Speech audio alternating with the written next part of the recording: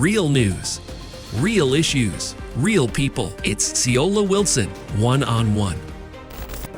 So as stated at the top, some of you may have read the initial report publicized in the daily paper some time ago with an entrepreneur who also works for government by the name of Keith Simmons. Keith Simmons has a concession at the Long Bay Beach in Warwick. Now that's a beach with a lot of history when it comes to setting up proprietary endeavors.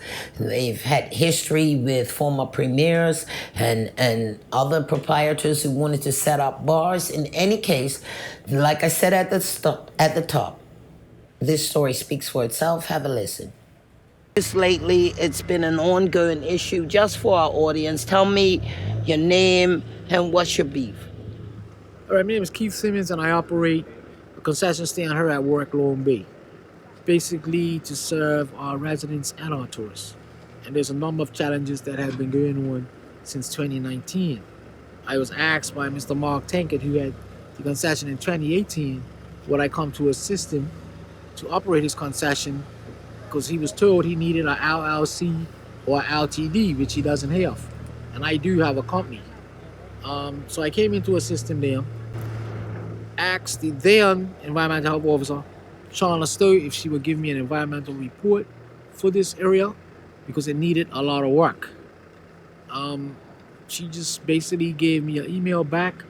You need trailers to operate.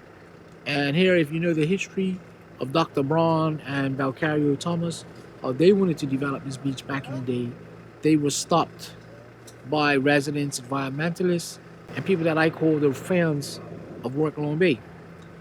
Also, I have been approached by a number of persons that I call the friends of Warwick Long Bay and residents, and they have told me what they will and will not accept here operating at the beach. And what was that? Don't build a bar. Don't build anything permanent. Don't apply for anything permanent. Trailer fine to a certain level. I will give you guys a PowerPoint that I propose I sent out to Best and Bermuda National Trust, acting director of parks for the Parks Commission to look at. A plan moving forward and the PowerPoint, and I will send you the email that I got back. But basically, that says what? A lot of it is crazy. But you don't want to sell liquor, though, right? No. Basically, I want to keep this place as a family-friendly orientated place. And you want to sell hot dogs? Hot dogs, soda, water, chips. That's it. So what's the problem? Because we don't have electricity here and a lot of other things. But moving forward for next summer, I think will be a lot better. I've just been told by the acting director of Parks that Parks has purchased the 8-man restroom trailer to install over here. And you will see in my PowerPoint when I give it to you guys how I want to take some of the rooms in the old toilets and turn into family rooms with benches, baby changing stations. Because we have a robust. I've still got to take people swimming next month. A beach wheelchair program that we do. How many in that? This summer alone, I've taken about 8 tourists and 2 residents, and I go around the island with the beach wheelchairs. Summer Haven, Clearwater, wherever. What is the problem? Because when the story first ran, there was some question as to whether or not or why you didn't renew your license, but you appealed to the ombudsman, and technically that means that license may or may not be valid. Now, you just heard from the ombudsman, and he's saying what? Yeah, let me put it out. I filed a case with the ombudsman. Complaining on how long it took. How long it took for them to give me a license to operate. I had my trailer inspected on June the 3rd, 2021. Right. I didn't get a license until September the 20th to operate. And by law, to operate, you have to display a license and post it. So I'm thinking about, if I got a license that late, this beach closes August 31st. Done. Okay? You give me a license that late, that license should roll over to there. And you have all the ombudsman documentation, so you can look at it. This case has been going on for over a year, and it's still not completed. So you can bring documentation, pull it apart, ask the ombudsman yourself, why? Whatever. But I was told on February the 23rd of 2021 by Thomas in the yard at the Department of health, environmental health, because I was asking questions about different people's operations, and I'll give you guys pictures or emails, whatever you want. He told me straight up, because I had asked him about a few people, and then when I hit one person in particular, told me mind my business. The person can do what they like. Worry about yourself. And then he got real defensive and got aggressive, and then told me you could go to the governor. I don't care. She can't even help you. You're not selling anything unless I told you so. So I'm out. Wait, mate. Let's go. It's on. And it's the president of the BPSU behaving like that. When you say carrying on like that, you think it's a personal thing? To me, it's just arrogant unprofessionalism. And some people can think like they like. I'm just gonna tell you my feelings, right? It's just arrogant professionalism. Some people you give them a position, it goes to their head. And really, what I'm dealing with right now is just really, it's black on black crime, and it's a shame. Black on black crime, straight up. I gotta be fighting all these people to get stuff done, along with other people that government wants, entrepreneurs, whatever. I went to a meeting the other day with the premier. The premier called him up. His whole turn and everything changed. Yeah, but what's Because the premier called him up. So what's So they have happened? sent his latest, okay, y'all, we got ready for next year.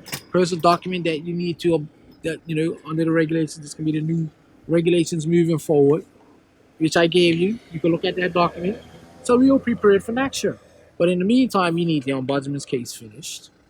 And when you look at the document, you'll see the points where the ombudsman has stated a case against environmental health.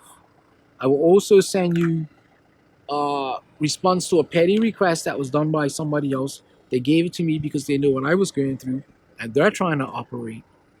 And the response in there is amazing. And like basically, it's up to the individual inspectors to say yay and nay whether you can operate. Rules the legislation, rules the check boxes that anybody you meet the requirements of that document. That's it. It takes personalities out of play, because personalities, as you know, in Bermuda, come into a lot of play. So, trust me, I'm not the one to just drop these. I'm not a passive Bermudian. This is gonna go to the end. So when you hear this government say we support entrepreneurship, you saw my interview with Dr. Braun. He's the one who tried to do something on this beach years ago. Opposition, opposition, opposition. But you have internal. You want to sell hot dogs. What is the problem? Ask environmental health. Well, what have they told you? Ask them. They tell me no, you're just not doing it. They're selling prepackaged goods. But go look at other entrepreneurs that are selling fish and chips, burgers, chicken, this and that. One person not even have a permit for their building, no planning permission for their building. Built the building and they're selling and getting permits to operate. So you're saying other people are cooking with barbecues. Other people are cooking outside with flat tops. And they came and looked at my thing and looked at my barbecue. Oh, you're not supposed to be able to cook with anything that gives off a fume. Tell me that. Nothing for fume. So what's good for one is not good for the other? Exactly. And you think it's based on personal lines? If I'm out. How about the inspectors? Because I challenge him. The inspectors is training him to be like him. Because I'll tell you why. When it happened in February, right? The young lady, Doreen Burgess, was brand new as an environmental health trainee. She supported me. She walked away and said, no, why you telling him that? Don't tell him that about, going to the governor or whatever. So that means she supported me. So what but now I move her lately, a year later, it's just changed. What do you want ultimately? Just to operate like anybody else. It's costing you money, isn't it? Of course, I've invested tens of thousands of dollars into this. It's cost me money. I'm not a passive Bermudian to make noise this morning and stop this afternoon. And like I tell you, this black on black crime in this country needs to stop. I'm not talking about that gun crime and all that. We know about all that. It's what I'm talking about now, and it's a lot of it going on in a lot of areas. Friends and family, envy, jealousy, whatever you want to call it. Yes, Bermuda, I said it. I'm not afraid to say it. Anything? And let me just be clear. I used to work in the Ministry of Health. I now work in the Ministry of Social Development and Seniors. And at times, I do have to go on inspections with these guys to inspect restrooms and stuff. Okay, so I'm not hiding anything. But it's a farce how people are being handled and how this is going on. And when you ask about entrepreneurs, the system needs to be better. One set of rules across the board. one set of rules across the board. And if the document that I gave you the other day for temporary food stalls applies to everybody, Bermuda will be a better country. Anything else? Just moving forward, if I got to go to the governor for the ombudsman, because that's who they answer to, if I got to go to the governor like Ahmed said, that's where I'm going, my brother. Under a black government, how does that feel? You ask the question, answer it. I'm asking. We have 30-6. Should we be going through all of this? No, because we pre-recorded these interviews. We reached out to the parties named in the complaint, one of them being the Ombudsman's office. Mr. Simmons has received a response, and the Deputy Ombudsman, Mr. Junior Watts, graciously responded, thanking us for sharing the audio of the interview in advance. He can state, for the record, having listened to the recording, we can state that we found the issues raised by Mr. Simmons regarding alleged inconsistent application of the relevant regulations to be of concern. In response to Mr. Simmons' complaint to our office, we conducted preliminary inquiries and subsequently launched a full investigation into the matter. Our investigation is ongoing, and we have not issued any findings of maladministration or otherwise at this stage. Once we conclude our investigation, our findings and recommendations, if any, will be shared with both Mr. Simmons and the Department of Environmental Health in accordance with the provisions for the Ombudsman's Act of 2004.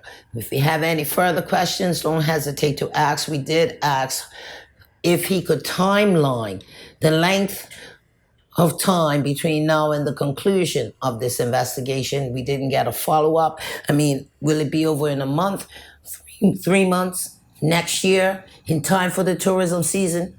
Who knows? We'll keep you posted. We'll take a look at the next interview right after this.